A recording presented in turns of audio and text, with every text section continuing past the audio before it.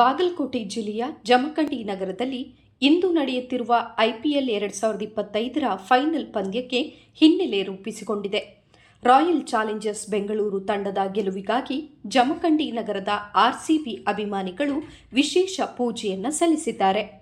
ನಗರದ ಹನುಮಾನ್ ಮಂದಿರದಲ್ಲಿ ನೂರಾರು ಅಭಿಮಾನಿಗಳು ಭಕ್ತಿಯಿಂದ ಜಮಾಯಿಸಿ ತಮ್ಮ ಪ್ರೀತಿಯ ತಂಡವಾದ ಆರ್ಸಿಬಿ ಗೆಲುವು ಸಾಧಿಸಲಿ ಎಂಬ ಉದ್ದೇಶದಿಂದ ದೇವರ ಮೊರೆ ಹೋಗಿದ್ದಾರೆ. ಕೆಲವರು ಕೈಯಲ್ಲಿ ಆರ್ಸಿಬಿ ತಂಡದ ಜೆರ್ಸಿಗಳನ್ನು ಹಿಡಿದ ಸ್ಥಿತಿಯಲ್ಲಿ ಈ ಸಲ ಕಪ್ ನಮ್ದೇ ಎಂದು ಘೋಷಣೆ ಕೂಗಿ ತಮ್ಮ ಉತ್ಸಾಹವನ್ನು ವ್ಯಕ್ತಪಡಿಸಿದರು.